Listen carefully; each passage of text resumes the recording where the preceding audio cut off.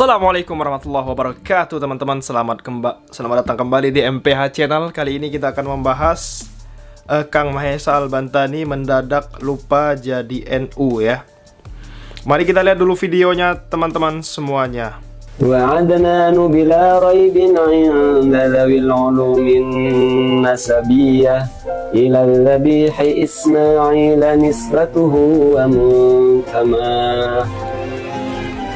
Barzanji. Bacaan ini saya kira atau saya prediksikan lebih dari 80% santri di Banten hafal, atau bahkan 80% santri NU. Karena kebiasaan kami di sini tiap malam Jumat, kadang ba'da maghrib, kadang ba'da isya itu rutin baca Barzanji. Di mana di dalam Barzanji itu menceritakan kisah-kisah Nabi Muhammad SAW mulai dari kandungan sampai dewasa. Allah. Ada bagian di mana menceritakan nasab baginda Nabi Muhammad SAW. Dikatakan di dalam Barzanji itu nasab baginda Nabi Muhammad yang sahih itu sampai Adnan saja. Mungkin karena manuskripnya tidak ditemukan dari Adnan sampai kepada Baginda Adam alaihissalam. Tapi berbicara manuskrip, itu sampai detik ini nggak ada manuskrip baginda Nabi Muhammad SAW sampai Adnan, itu manuskripnya nggak ada. Dari mulut ke mulut, dan itu dibenarkan. Para ulama ijma sepakat yang sahih sampai kepada Adnan. Dari Adnan sampai Baginda Adam, walaupun catatan itu ada, tapi tidak dianggap sahih. Kendati tidak sahih dari Adnan sampai Baginda Adam alaihissalam, namun banyak ulama NU, kiai-kiai NU hafal, artinya tetap dijaga. Kendati catatan itu tidak sahih. Salah satunya ulama NU yang pernah menyampaikan ini di publik adalah Profesor Dr. Kiai Haji Said Aqil Siraj. Termasuk guru saya yang di Tanarah, itu ada salah seorang guru yang hafal sampai kepada Baginda Adam alaihissalam. Tapi beliau menyampaikan bahwa dari Adnan sampai kepada Baginda Adam alaihissalam itu tidak sahih. Tapi sampai Adnan pun manuskripnya sampai sekarang nggak ada. Tapi para ulama menerima itu. Padahal itu berbicara tentang nasab manusia, makhluk Allah yang paling sempurna, yang paling mulia. Padahal teori Darwin itu sudah lama sampai kepada kita. Teringat saya waktu masih SD, teori Darwin itu dipelajari. Artinya kalau teori Darwin itu diterima, bagaimana kalau dibenturkan? Dipertanyakan nasab baginda Nabi Muhammad SAW karena ada teori Darwin tadi. Tapi itulah orang-orang zaman dulu, orang-orangnya ya jujur-jujur, tidak banyak neko-neko. Kalau sekarang baru punya santri 50, udah petantang-petentangnya sok paling ilmiah, DNA lagi yang dia mau ngomong. Nggak tahu DNA sampel utamanya dari mana kan? Karena ini bukan tentang ilmiah sebenarnya, kawan-kawan. Ini kita sedang perang opini, perang narasi. Perang opini, benar. Betul, perang narasi. Karena DNA ini adalah suatu cara yang paling mudah diterima oleh orang awam. Maka ujung-ujungnya kenapa? Turunan Yahudi lah dan lain sebagainya lah.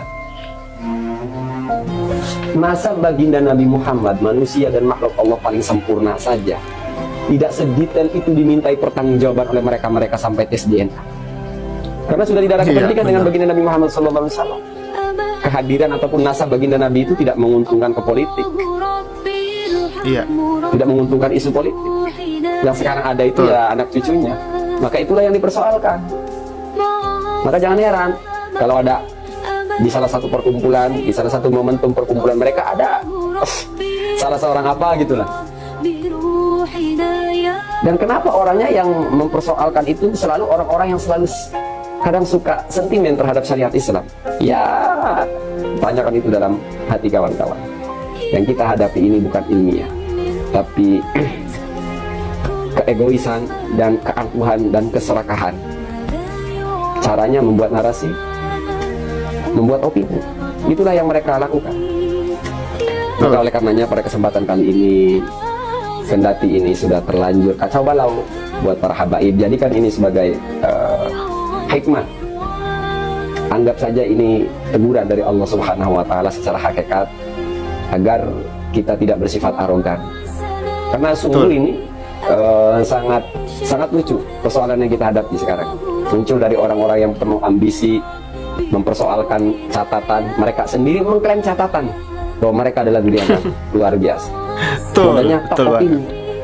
Itulah makanya kenapa saya sangat menentang keras tentang bukan teori DNA, tentang ajakan tes DNA.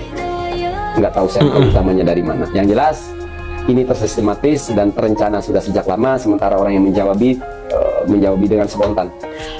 Maka banyak orang yang menjawabi akhirnya masuk jebakan, tertarik dan tergiring, terjerat narasi-narasi. Saya kira itu sajalah, semoga poin pentingnya kawan-kawan bisa nangkap, karena laisa kullu syai'in yuqal, tidak semua bisa saya ucapin di publik.